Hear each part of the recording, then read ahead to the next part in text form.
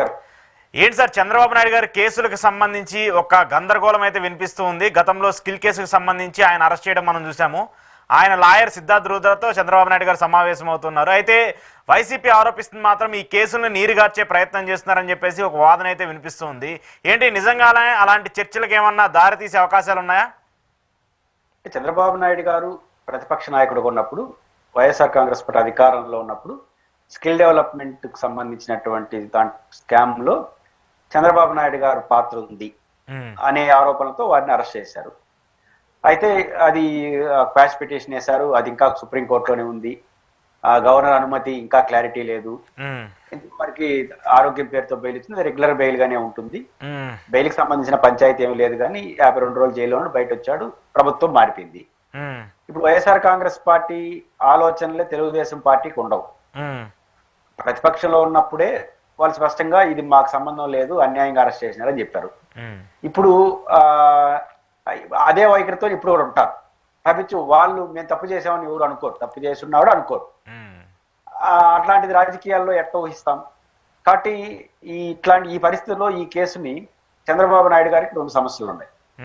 ఇప్పుడు దీన్ని ఎవరు విచారిస్తారు? Not only skill development case, ఒకటి అమరావతి రింగ్ రోడ్ అలైన్మెంట్ మార్పు కేసు ఉంది. తర్వాత ఫైబర్ నెట్ రిలేటెడ్ ఒక కేసు ఉన్నట్టుంది. మూడోది ఈ శాండ్ పాలసీ, అదే విధంగా మద్యం పాలసీకి సంబంధించిన ఒక కేసు ఒకటి ఉన్నట్టుంది. పుంగనూరు పోలీస్ కి సంబంధించినటువంటి అరెస్టులకు సంబంధించిన ఒక కేసు ఉంది. ఈ 5 కేసులు చంద్రబాబు నాయుడు గారి చుట్టూ ఉన్నాయి. ఇప్పుడు ఈ 5 కేసులు విచారించేది ఎవరు? సిఐడి లేదా సిట్. ఈ 2 కూడా గవర్నమెంట్ ఏజెన్సీ. ఆరోపణ ఏమో బిగ్ బాస్ చంద్రబాబు నాయుడు గారి పైన, విచారించేదేమో వారి కింద పనిచేసే ఏజెన్సీ వాళ్ళు. సహజంగా వాళ్ళ విచారణలో ఏమి తేలినా, నిజమైనా అబద్ధమైనా మీరే జయించుకున్నారని ఏ ప్రతిపక్షమైనా అంటుంది. అలాగని ఇప్పుడు చంద్రబాబు నాయుడు గారు ఎట్లా నా పైన నేనేసి నా కింద ఏజెన్సీని ఇస్తే ఇట్లాంటి విమర్శలు వస్తాయి కాబట్టి దీన్ని సిబిఐ జరుపుకోండి అని ఆయన ఇవ్వగలడా? ఇవ్వలేని పరిస్థితి ఉండదుగా. అదే రెండు ముందొక సమస్య. దీని నుంచి తప్పించుకోవడం, దీని నుంచి బయటపడడం అంటే కేసుగా నడవడం. కేసుగా నడిచినా కూడా సిబిఐ నడపాలనా, అంటే సెంట్రల్ ఏజెన్సీ చేయాలనా, చంద్రబాబు నాయుడు గారి అజమాయిషిలో ఉన్న ఏజెన్సీ చేయాలనా? ఇప్పటి వరకు జరుగుతున్న ఏజెన్సీ, జగన్ గారు పెట్టిన కేసు కూడా రాష్ట్ర ఏజెన్సీలే చేసినాయి, కేంద్ర ఏజెన్సీలు కాదు. రాష్ట్ర ఏజెన్సీలే చేసినాయి కాబట్టి ఇప్పుడే రాష్ట్ర ఏజెన్సీలు చేస్తాయని చంద్రబాబు నాయుడు గారు అంటారు. మీరు పెట్టిన ఏజెన్సీలే కదా అని. ఏజెన్సీ వాళ్ళు పెట్టిందే, అధికారులు మారచ్చు. కానీ మీ కింద పనిచేసే ఏజెన్సీలు మీ కింద అందులో వాళ్ళు మార్చేసినావు కదా అని వాళ్ళు గోల్ చేస్తారు. అదొక సమస్య యాజిటీజ్ గా నడిస్తే. అలాగని తనకు ఈ రోజున్న రాజకీయ వాతావరణంలో, దేశంలో మారిన పరిస్థితుల్లో నా కేసులన్నీ చాలా నేను సిన్సియర్గా నేను సిబిఐకి ఇచ్చేస్తున్నాను అని చెప్పే పరిస్థితిలో ఈయనున్నాడా? లేరు.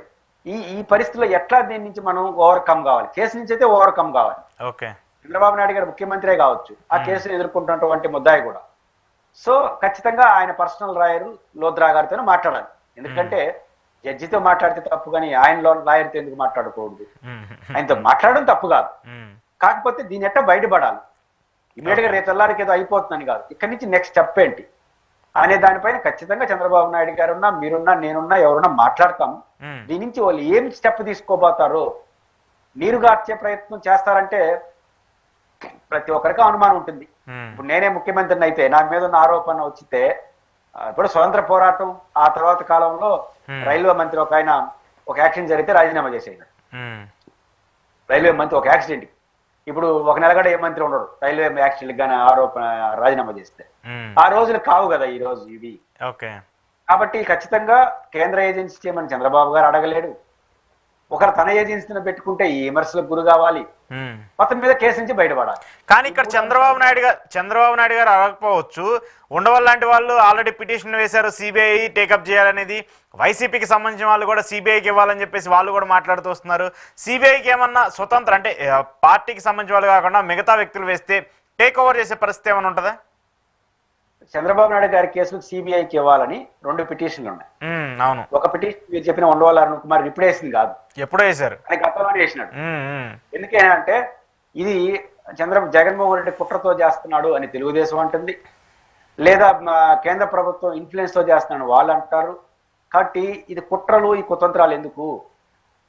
మోడీ గారి నాయకత్వంలోని ప్రభుత్వాన్ని జగన్ గౌరవిస్తున్నాడు, చంద్రబాబు నాయుడు గౌరవిస్తున్నాడు. లోపల ఏమనుకుంటున్నారు కాదు, పబ్లిక్ అయితే గౌరవిస్తున్నామని చెప్తారు. నమ్మకం ఉంది ఇద్దరికి, లోపల ఏమన్నా కావచ్చు. కానీ ఇద్దరికి నమ్మకుండా కేంద్ర ప్రభుత్వ ఏజెన్సీకి ఇచ్చేయండి, ఈ వివాదం ఉండదని ఎలక్షన్ కు ముందే ఆయన పిటిషన్ వేసినాడు. దీనిపైన అందరికీ నోటీసులు ఇచ్చారు. చంద్రబాబు నాయుడు గారికి సహజంగా నోటీస్ ఇస్తారు, మీరు వేసినా నేను వేసినా నోటీస్ ఇస్తారు. ప్రభుత్వానికి, వ్యవస్థలకి, సిబిఐ గడి ఇంతవరకు ఎవరు సమాధానం చెప్పాల. ఇప్పుడు చంద్రబాబు గారు దానికి సమాధానం చెప్పాల్సి ఉంటుంది. నెంబర్ 1. నెంబర్ 2, ఒక సీనియర్ జర్నలిస్ట్ అనుకుంటాను, వారు కూడా పిటిషన్ చేశారు. ఇప్పుడు వైసీపీ అధికారం పోయిన తర్వాత ఆయన ఆరోపణ ఏంటి? చంద్రబాబు నాయుడు గారి పైన ఆరోపణలు గతంలోనే ఆయన తీవ్రంగా వ్యతిరేకించాడు. ఈ టైంలో ఆయనే ముఖ్యమంత్రి, ఆయన కింద పనిచేసే అధికారులు, ఆయన కన్సర్న్లలో పనిచేసే అధికారులు ఆయన పైన ఏం విచారణ చేస్తారు? ఇది తేలదు, తేలినా కూడా ఫేవర్ గా తేలుతుంది. పైపిచ్చి అక్కడున్న అధికారులందరినీ బదిలీ చేసేస్తున్నారు. కాబట్టి ఇది ఎట్లా సాధ్యం? కాబట్టి సిబిఐకి ఇవ్వండి అని ఆయన పిటిషన్ చేస్తున్నాడు. ఇప్పుడు ఇది ముందుకు వస్తుంది, ఇంకా రాను దీన్ని కూడా చంద్రబాబు గారు లాయర్తో సంప్రదించడం ఇది కూడా కారణం ఏంటొచ్చు. వాళ్ళు పిటిషన్ వేశారు, చంద్రబాబు గారు నోటీస్ సమాధానం చెప్పాలి కదా. చంద్రబాబు గారికి సిబిఐ ఇచ్చిన ఉండవల్లి అరుణ్ కుమార్ ఇచ్చిన దాంట్లోనూ నోటీస్ ఇచ్చుంటారు. ఈ నోటీస్ అంటే కొట్లాట కాదు, నీ అభిప్రాయం చెప్పు అని చెప్పడం. నార్మల్ నోటీస్ సిబిఐకి ఇచ్చుంటారు, సిఐడికి వాళ్ళకి గడిచుంటారు. సిఐడి అయినా, సిట్ అయినా, చంద్రబాబు గారు అయినా ఒకే ఆన్సర్ చేస్తారు ఇంకా కుడియడంగా. ఎందుకంటే వాళ్ళ కింద పనిచేసే వాళ్ళు ఈయన సొంతం. సిబిఐ స్వతంత్రంగా ఉంటుంది, అదే బీజేపీ చేతిలో ఉంటుంది అనుకుంటే. కాబట్టి అనుకునేది అదే కదా. ఇప్పుడు ఏం ఆన్సర్ చేయాలి? ఇప్పుడు చంద్రబాబు గారు ఆన్సర్ చేయాలి కదా కోర్టుకి, సిబిఐ అవసరం లేదు, సిట్ బాగా పనిచేస్తుంది అని చెప్పాలి. చెప్తే ఆయన మనోగతం బయటపడినట్లు లెక్క. మరి అప్పుడు ఎందుకు చెప్పలేదు?